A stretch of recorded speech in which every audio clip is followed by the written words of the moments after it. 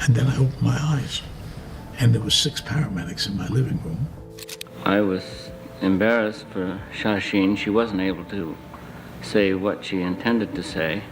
Since his big break in 1971, roles have flooded in for Al Pacino. When The Godfather was first released, it became a cult classic, catapulting its cast into global stardom. However, despite the film's success, tensions ran high behind the scenes, especially between 2 of its major stars, Pacino and Marlon Brando. Now, after all these years, Pacino is finally revealing what really went down between him and Brando. Pacino's turbulent childhood. Since his breakout performance in 1971's The Godfather, Al Pacino has cemented his status as one of the greatest actors of all time. Born Alfredo James Pacino on April 25, 1940, in New York City, Pacino was raised in the tough streets of the South Bronx. Life wasn't easy, but he was surrounded by strong women, his mother, aunt, and grandmother, along with his grandfather, who all played a major role in shaping him. Pacino's early years were difficult. His grandmother was the dominant figure in the household, with his mother coming second. Since his mother had him at a young age, he owed a great deal to that time in his life and to the family that raised him. Though his family didn't push him toward acting, Pacino admitted they never outright discouraged him either. Instead, they quietly accepted his passion, allowing him to pursue his dreams. Before becoming the Hollywood legend he is today, Pacino sharpened his skills at the Herbert Berghof studio in New York City, where he first took an interest in theater. His journey took a sharp turn when he met Charlie Laughton, not in a classroom but in a bar in New York City, when he was just 17. That chance encounter led to a good friendship, with Laughton eventually becoming one of his greatest mentors. Determined to refine his craft, Pacino later joined Lee Strasberg's prestigious Actors Studio in 1967, where he immersed himself in method acting. He performed in productions across New York and Boston, steadily making a name for himself in the theater world. His Broadway debut came in 1969 with Does the Tiger Wear a Necktie?, a performance that won him a Tony Award and set the stage for his meteoric rise. Looking back on his journey, Pacino credited 3 people for shaping his career: Charlie Laughton, Lee Strasberg, and Martin Bregman. He described Laughton as his greatest friend and mentor, while also acknowledging Strasberg's influence and Bregman's impact on his Hollywood career. Bregman, who later became his manager and produced several of his films, was instrumental in securing Pacino's first major movie role. In 1971, Pacino took on a career-defining part in The Panic in Needle Park, playing a heroin addict in a raw, unforgettable performance. That film marked the beginning of a Hollywood career that would soon change the industry forever. The role that brought him success. Al Pacino's big break came in 1972 when he took on the role of Michael Corleone in Francis Ford Coppola's The Godfather. The performance earned him his first Oscar nomination for Best Supporting Actor, but he chose to skip the ceremony. Years later, in a 2022 interview with the New York Times, he clarified that his absence wasn't meant as a protest. Instead, he described himself at the time as being somewhat rebellious. Pacino returned as Michael Corleone in The Godfather Part 2, 1974, and The Godfather Part 3, 1990, further solidifying his place in Hollywood history. But during the filming of the first movie in 1971, a crush was brewing. Diane Keaton admitted to People that she had a crush on Pacino. This crush eventually blossomed into a relationship, with Keaton recalling that she was completely captivated by Pacino, describing him as charming, hilarious, and a non-stop talker. She also noted that there was something about him that felt like a lost orphan, a mix of brilliance and madness. And, of course, she found him absolutely gorgeous. However, Pacino had no interest in marriage, which eventually led to the relationship's end. Keaton later admitted that she had worked hard to make it work, but ultimately went about it in an imperfect way. Following The Godfather, Pacino's career skyrocketed. He starred in Serpico, 1973, earning another Oscar nomination and winning a Golden Globe for his performance. In 1975, Dog Day Afternoon brought him yet another Oscar nod. Even as his film career flourished, he remained committed to the stage, winning his second Tony Award in 1977 for the basic training of Pavlo Hummel. In 1983, he took on one of his most iconic roles, Tony Montana in Scarface. He then starred as Detective Frank Keller in Sea of Love, 1989, alongside Ellen Barkin. His portrayal of the villainous Big Boy Caprice in Dick Tracy, 1990, directed by Warren Beatty, earned him yet another Oscar nomination. By 1992, Pacino finally claimed his long-awaited Academy Award for Scent of a Woman, in which he played a blind man who embarks on a memorable adventure in New York City over Thanksgiving. The role also earned him his second Golden Globe. Over the years, he continued collecting accolades, winning Golden Globes for Angels in America, 2004, and You Don't Know Jack, 2011. In 2001, he was honored with the prestigious Cecil B. DeMille Award for his outstanding contributions to entertainment. In 1996, Pacino made his directorial debut with Looking for Richard, a hybrid documentary exploring Shakespeare's Richard III, a role he had played on Broadway in 1979. The film featured an all-star cast, including Winona Ryder, Alec Baldwin, Kevin Spacey, Kevin Kline, James Earl Jones, and Vanessa Redgrave. During the 1990s, Pacino entered a relationship with actress Beverly D'Angelo, who was still legally married at the time. However, her ex-husband actually encouraged her to pursue Pacino. After dating for several years, they welcomed twins, Anton and Olivia, in 2001. Though their romantic relationship ended soon after the children's birth, D'Angelo later reflected that the greatest gift Pacino ever gave her was making her a mother. While his personal life was unfolding in unexpected ways, Pacino's professional journey was shaped by encounters with legends, none more influential than Marlon Brando. Al Pacino and Marlon Brando's first meeting. Al Pacino never imagined that lunch with Marlon Brando would turn into a masterclass in both acting and unpredictability.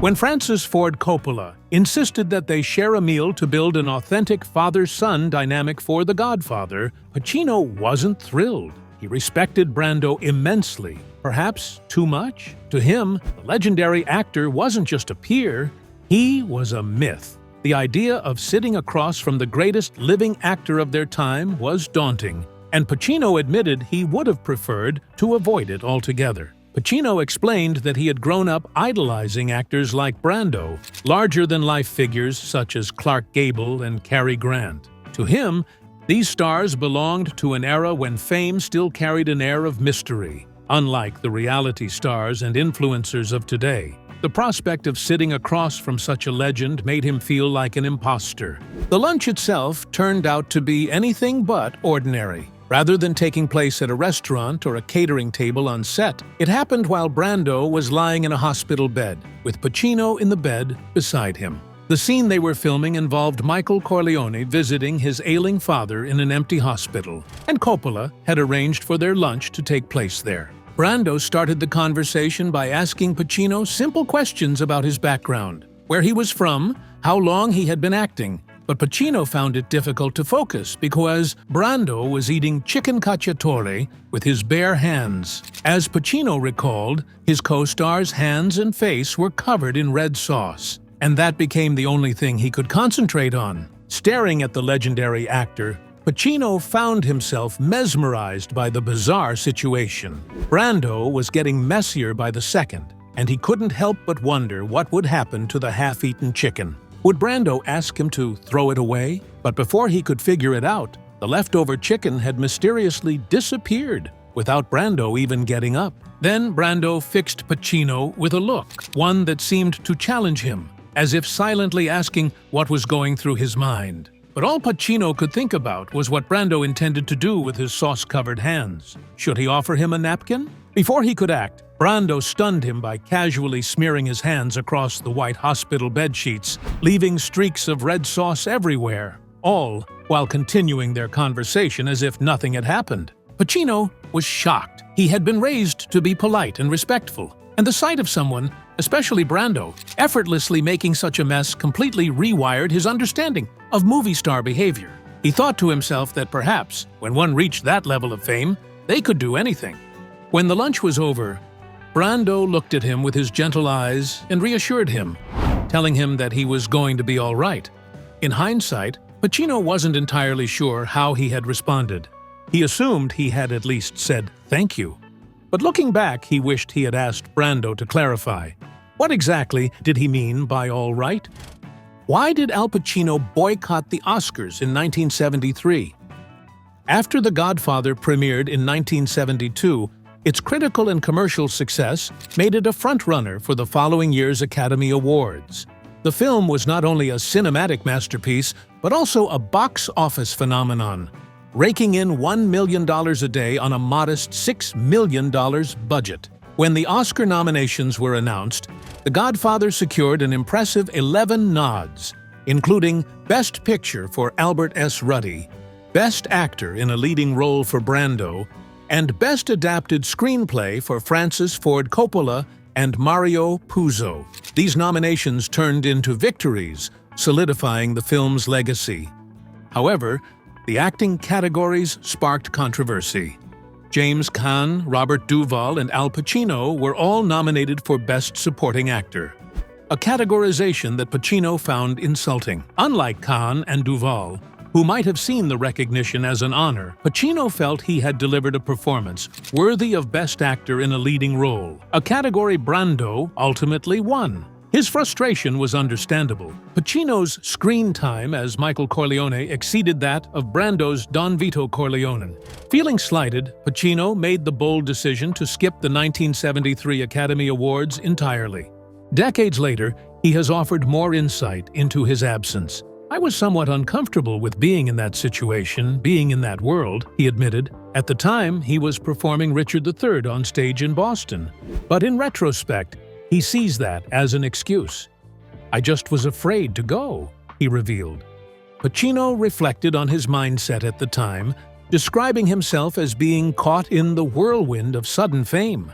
"I was young, younger than even my years," he said. "It was the old shot-out-of-a-cannon syndrome, and it's connected to drugs and those kinds of things, which I was engaged in back there, and I think that had a lot to do with it.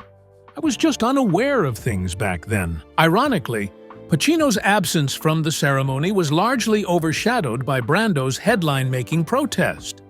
When Brando won Best Actor, he refused to attend, sending activist Sachin Littlefeather in his place to decline the award and speak out against Hollywood's treatment of Native Americans. Even on the night Pacino chose to stay away, Brando managed to dominate the narrative once again. Beyond personal disappointment, Pacino's boycott of the Oscars was also fueled by a broader sentiment of rebellion in Hollywood. He acknowledged that he had entered a rebellious phase in his life and noted that he was not alone in resisting Hollywood's status quo. "I was at that stage in my life where I was somewhat more or less rebellious," he said. "I don't think Bob De Niro went to one of them. Marlon didn't go. Look, Marlon gave back the Oscar. They were rebelling against the Hollywood thing. That kind of thing was in the air." The drama between Pacino and Marlon Brando. Al Pacino and Marlon Brando's collaboration on The Godfather in 1972 became one of the most celebrated moments in cinematic history. Yet, despite their phenomenal performances, they did not receive equal recognition at the Academy Awards. And this, many people believed, could have led to animosity between the co-stars. When the Oscars rolled around, Brando was nominated and won for Best Actor in a Leading Role, while Pacino, who had more screen time, was placed in the Best Supporting Actor category. This disparity sparked speculation that tension existed between the two actors, with many believing that Pacino resented Brando's nomination and victory. Rumors of a feud only grew as time passed, but according to Pacino himself, they couldn't have been further from the truth. Speaking to The Hollywood Reporter during an interview with David Rubenstein for New York's 92nd Street Why People Who Inspire Us series, he was visibly surprised when asked about it. "How does a story like that get out? I wasn't upset. Are you kidding me?" he responded. His reaction made it clear that he found the rumors absurd, if not outright laughable. But that wasn't the only controversy surrounding Pacino's name that night. Another widely circulated theory suggested that his absence from the 1973 Oscars was a silent protest against his nomination in the supporting category instead of leading. Over the years, many assumed that Pacino deliberately skipped the event out of frustration.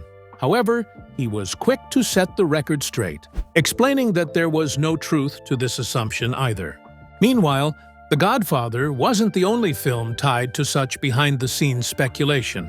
Robert Duvall, who played Tom Hagen in the franchise, made headlines years later when he refused to return for The Godfather Part 3, bluntly stating, "I think everybody did it for money."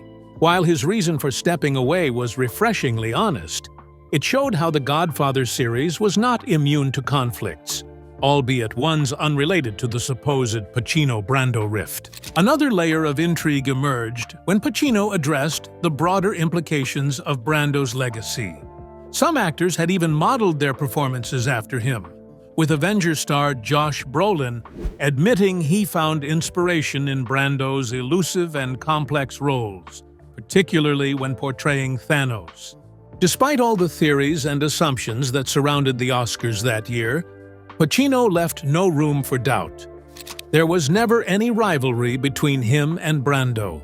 As he put it, the rumors were nothing more than fiction, a narrative created by those eager to find drama where none exists. The one actor Marlon Brando truly disliked.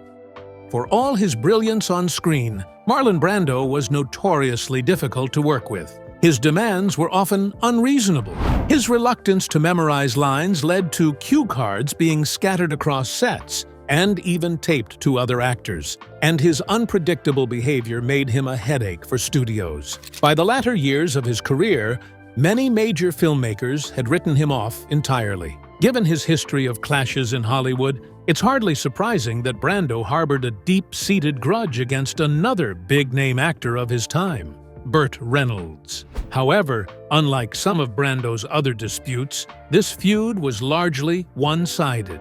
It burnt so intensely, though, that it led to Brando blocking Reynolds from being cast in The Godfather, a decision that completely altered the course of film history. By the 1970s, Burt Reynolds was already a major star. But despite his box office appeal, he had a habit of turning down roles that could have elevated his career even further. Over the years, he famously rejected offers to play James Bond, Han Solo, and the male lead in Pretty Woman. But perhaps the most surprising missed opportunity was the role of Michael Corleone in The Godfather, a decision that, as it turns out, was not entirely his own. During The Godfather's early casting phase, director Francis Ford Coppola was convinced that Reynolds had the perfect blend of charm and intensity to portray Michael, the reluctant heir to the Corleone crime family. However, the film's biggest star, Marlon Brando, felt otherwise.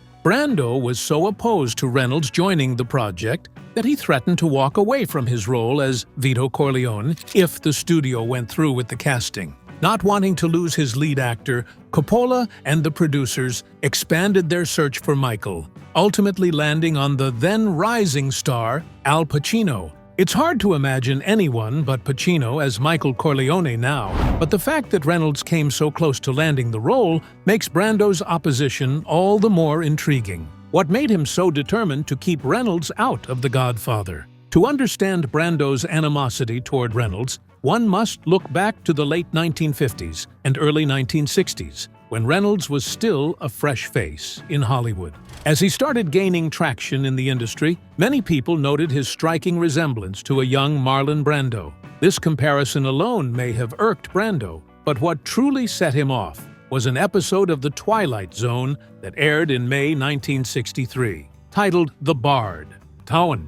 The episode featured Reynolds playing an actor whose exaggerated performance style was a clear parody of Brando's distinct accent and mannerisms. Whether intended as a light-hearted jab or not, Brando saw it as a direct insult. He never forgave Reynolds for what he perceived as an open mockery of his persona. As time passed, Brando's resentment only deepened.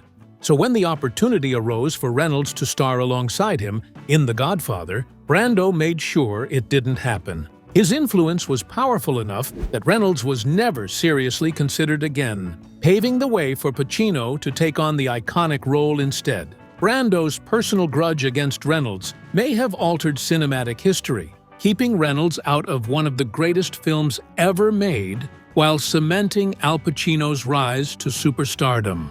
Given how perfectly Pacino embodied the character of Michael Corleone, it's safe to say things worked out for the best. But it's fascinating to consider how one actor's lingering resentment over a decade-old TV sketch shaped the casting of a film that remains a cornerstone of Hollywood history. Burt Reynolds wasn't exactly thrilled about the constant comparisons to Marlon Brando either. In fact, the story goes that he eventually grew his signature mustache in the 1970s to further distance himself from the legendary method actor. As for missing out on the role of Michael Corleone, Reynolds didn't seem too bothered.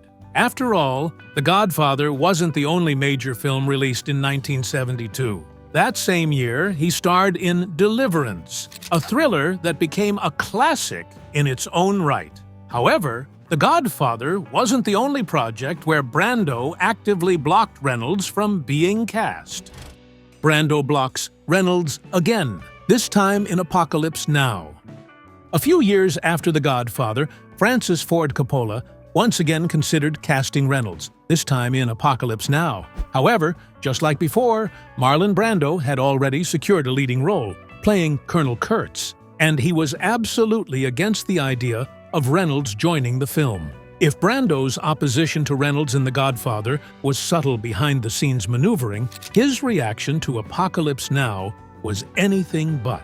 An audio recording from the set captured Brando's immediate response upon hearing that Reynolds might be cast. The legendary actor didn't hold back, calling Reynolds the epitome of something that makes me want to throw up, and going even further by saying he worships at the temple of his own narcissism. For someone as notoriously difficult as Brando, that was an especially ironic statement. At the time, Brando had shown up to Apocalypse Now overweight at nearly 300 pounds, completely unprepared, refusing to memorize lines, and having never even read Heart of Darkness, the Joseph Conrad novel upon which the film was based. He also had no interest in working with his co-star Dennis Hopper, creating even more tension on set. But Brando wasn't done taking shots at Reynolds. In the same recorded conversation, Brando accused Reynolds of being fake, using a bizarre anecdote to justify his disgust. He recalled seeing Reynolds on TV in what he believed was a staged moment of affection. Brando's perception of Reynolds as disingenuous only deepened his resentment. Whether this specific story was exaggerated or not, it was clear that Brando viewed Reynolds as someone who prioritized fame and vanity, something Brando himself had become increasingly disillusioned with in Hollywood. Reynolds' career moves on. Much like how Reynolds rebounded from losing the Godfather role with The Deliverance, he bounced back again after Apocalypse Now with another major hit. In 1977, the same year Coppola's Vietnam War epic was released, Reynolds starred in the smash comedy Smokey and the Bandit. Opening the same weekend as Star Wars, the film solidified Reynolds as a comedic superstar and proved that his strengths lay in light-hearted, charismatic roles rather than the dark, brooding characters Brando was known for. From that point forward, Reynolds and Brando rarely crossed paths. But that doesn't mean Reynolds never addressed their strange feud or Brando's open contempt for him. How did Burt Reynolds respond to Marlon Brando? Burt Reynolds may not have publicly lashed out at Marlon Brando, but he certainly found a way to get some subtle revenge. After learning that Brando had blocked him from The Godfather, Reynolds took a jab at the legendary actor in a 1980 Saturday Night Live sketch. The skit, a parody interview, featured SNL star Gilda Radner as Baba Wawa, a spoof of journalist Barbara Walters, trying to conduct a serious conversation with a fictionalized Marlon Brando, played by Reynolds himself. The joke? Brando spent the entire interview lying in bed and stuffing his face with food, poking fun at the actor's well-documented weight gain and eccentric behavior. It was a light-hearted dig, but one that surely didn't go unnoticed by those familiar with their feud. Despite the tension between them, Reynolds never outright trashed Brando in public. Interestingly, Brando didn't either. His harshest words about Reynolds were caught on a recording and leaked rather than being aired publicly. When asked about their long-running feud decades later, in one of his final interviews in 2019 with Andy Cohen, Reynolds gave a response that might have irritated Brando even more than any insult. "No, I was very flattered.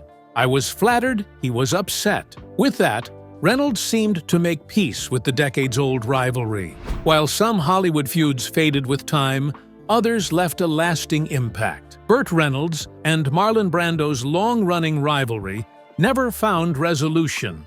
But in the end, Reynolds seemed to look back on it with a sense of humor rather than bitterness. Outliving Brando by nearly 2 decades, he ultimately viewed their conflict as little more than a footnote in his career. How Pacino went broke twice. For Al Pacino, however, the challenges he faced went beyond professional rivalries. His struggles extended into his finances. Despite starring in some of the most iconic films in Hollywood history, Pacino's success on the big screen didn't always translate to financial stability. In his new memoir, Sonny Boy, he reveals that he went broke not just once, but twice, proving that even the biggest stars aren't immune to financial pitfalls. Despite playing the lead role of Michael Corleone, Pacino was still relatively unknown at the time. Marlon Brando, playing his on-screen father, received most of the attention and a significantly larger paycheck. Pacino, on the other hand, earned only $35,000 for his performance, which was far below what a leading actor in a major studio film would typically make. After paying his agents and managers, he was left with very little and found himself relying on financial support from his then-girlfriend, Jill Clayburgh. His financial situation improved with The Godfather Part II in 1974, where he became the undisputed star. The success of films like Dog Day Afternoon and Justice for All followed, but they were interspersed with commercial disappointments. His earnings fluctuated, and by the 1980s, he found himself in trouble once again. The decade brought fewer acting roles, but Scarface, in 1983, became a major financial lifeline. Pacino describes it as the most lucrative film of his career, with residuals that still provide him with income today. However, even the success of Scarface wasn't enough to keep him financially stable. With an expensive lifestyle that included a country home and lavish spending, his bank account started to dwindle. By the mid-1980s, he had only around $90,000 left, which wasn't nearly enough to sustain him. Poor financial management also played a role in his money problems. While he acknowledges that accountants and managers made questionable decisions, he ultimately blames himself for not understanding how money worked. He had been placed into a tax shelter that collapsed, and while others may have taken advantage of him, he takes responsibility for his own financial mistakes. During a meeting with an entertainment lawyer, his then-girlfriend Diane Keaton reached her breaking point. Frustrated with his lack of financial awareness, she bluntly called him out in front of the attorney. She dismissed any notion that he was simply an artist struggling with money, and instead labeled him an idiot for his poor financial decisions. Her frustration was clear. Pacino was a major star, yet he was in financial ruin. That moment served as a wake-up call. With Keaton's encouragement, he actively sought out a new project, leading him to star in Sea of Love in 1989. The film was a commercial and critical success, marking his comeback and pulling him out of financial trouble.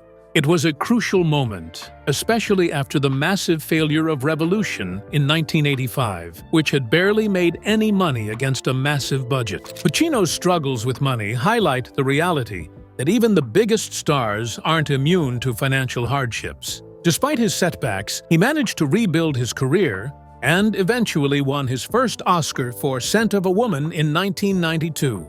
Even though Sea of Love was a commercial success, it wasn't enough to fully restore Al Pacino's financial stability. After a 4-year absence from filmmaking, the studio recognized his desperation and refused to grant him a more lucrative contract that included a percentage of the film's profits. This meant that, despite the film's strong box office performance, he didn't make nearly as much as he could have. He followed Sea of Love with Dick Tracy, where he played a comically grotesque villain alongside Warren Beatty, and The Godfather Part 3, once again stepping into the role of Michael Corleone. Signing on for the latter wasn't just a creative decision. It was a financial necessity. He was broke, and so was Francis Ford Coppola.